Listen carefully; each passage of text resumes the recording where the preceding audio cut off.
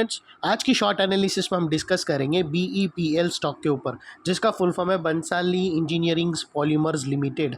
दोस्तों ये स्टॉक अगर आप देखो तो जून 2024 से करेक्शन के अंदर चल रहा है। मोटा मोटी देखो तो दोस्तों इसने 2.5 महीने पूरे करेक्शन में बिता दिए, और करेक्शन में भी दोस्तों अगर आप देखो तो इसने दोनों तरह का करेक्शन दिया है। इसने प्राइस वाइज करेक्शन भी दिया और टाइम वाइज करेक्शन भी दिया है। और फिलहाल ये स्टॉक को देखो तो दोस्तों यहाँ पर मल्टीपल पॉजिटिव फैक्टर्स एक साथ ब्रेकआउट हुआ है।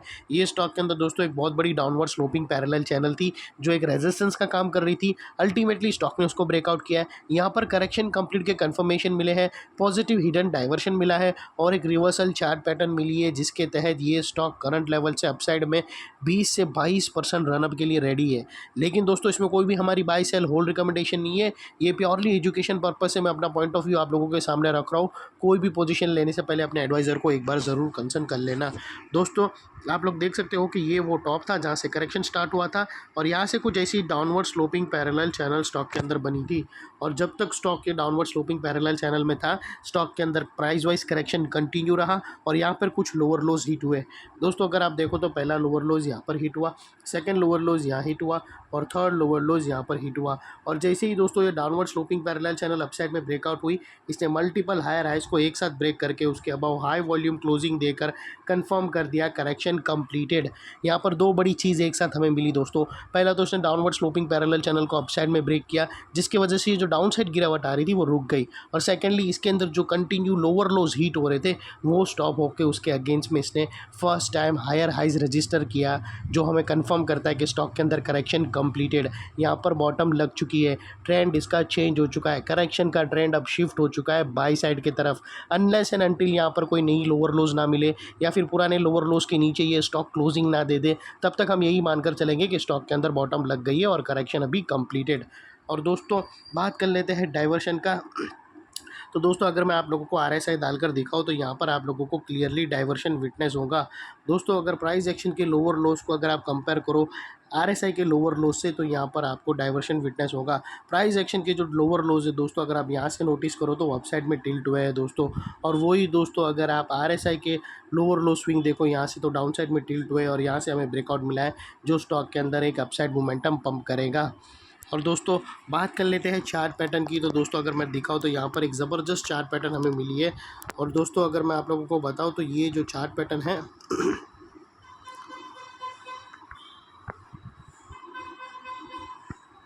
दोस्तों आप लोग नोटिस कर सकते हो कि ये एक हमें parallel channel chart pattern breakout होते हुए मिली है। और ये जो इनसाइड रेंज है दोस्तों पैरेलल चैनल की, ये कोई छोटी मोटी रेंज नहीं है दोस्तों। ये तकरीबन 20 से 22% की रेंज है, जो ये नेकलाइन से ब्रेकआउट होने के बाद अपसाइड में 22% तक जा सकता है। और वो लिहाज से दोस्तों स्टॉक का जो अगला टारगेट्स निकल कर आता है वो ये सीधा 200 रुपये का आप लोगों को ये स्टॉक दिखेगा। सून और लेटर ये 2000 को टच करेगा सॉरी नॉट 2200 रुपीज़। और दोस्तों यहाँ पर अगर और इसकी जो नेकलाइन निकल कर आती है वो 162 के आसपास आती है। और यहाँ पर स्टॉप लॉस रखने के मल्टीपल ऑप्शन अवेलेबल है दोस्तों।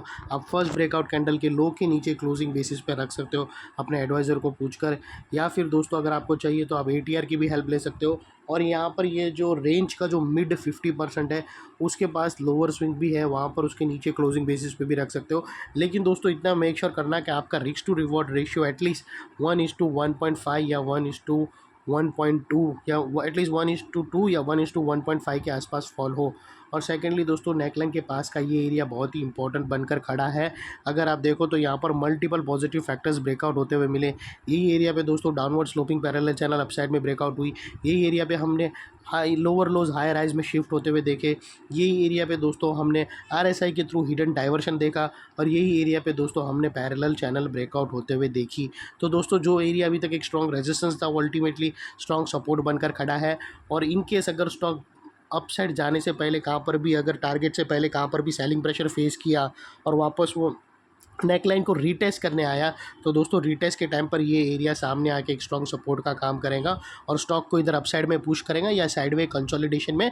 और इतने बड़े स्ट्रॉन्ग सपोर्ट के नीचे तुम्हारा स्टॉप लॉस आना चाहिए जो आसानी से हीट ना हो। लेकिन बाय एनी चांस अगर क्लोजिंग बेसिस पे हीट हो जाता है तो दोस्तों नो इफ नो बट सीधा स्टॉप लॉस देकर ट्रेड को वाइंड अप कर देना चाहिए। ये थी हमारी एनालिसिस। अच्छी लगे तो प्लीज़ चैनल को लाइक शेयर सब्सक्राइब जरूर करना फ्रेंड्स। थैंक यू, जय हिंद।